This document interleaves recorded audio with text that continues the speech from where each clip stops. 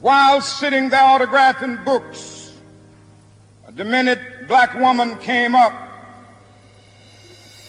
The only question I heard from her was, "Are you Martin Luther King?" And I was looking down writing, and I said yes.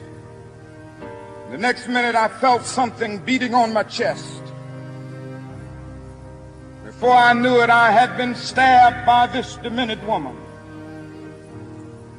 I was rushed to Harlem Hospital. It was a dark Saturday afternoon. That blade had gone through, and the x-rays revealed that the tip of the blade was on the edge of my aorta, the main artery. And once that's punctured, you're drowned in your own blood. That's the end of you. It came out in the New York Times the next morning that if I had merely sneezed, I would have died. Well, about 4 days later, they allowed me, after the operation, after my chest had been opened and the blade had been taken out, to move around in the wheelchair in the hospital. They allowed me to read some of the mail that came in, and from all over the states and the world, kind letters came in. I read a few, but one of them I will never forget. I had received one from the president and the vice president. I've forgotten what those telegrams said. I'd received a visit and a letter from the governor of New York, but I've forgotten what that letter said. But there was another letter that came from a little girl, a young girl, who was a student at the White Plains High School. And I looked at that letter, and I'll never forget it. It said simply, "Dear Dr. King, I am a 9th grade student at the White Plains High School." She said, "While it should not matter, I would like to mention that I'm a white girl.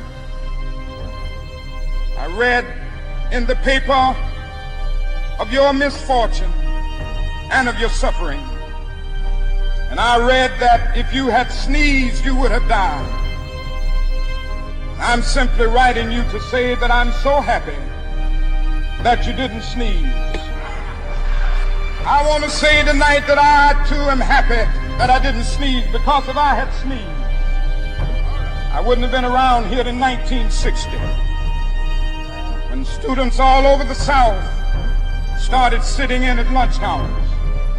And I knew that as they were sitting in, they were really standing up for the best in the American dream, and taking the whole nation back to those great wells of democracy which were dug deep by the founding fathers in the Declaration of Independence and the Constitution. If I had sneezed,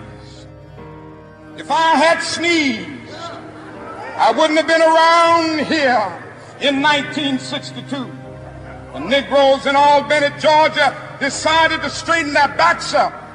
And whenever men and women straighten their backs up, they are going somewhere, because a man can't ride your back unless it is bent. If I had sneezed, I wouldn't have been here in 1963.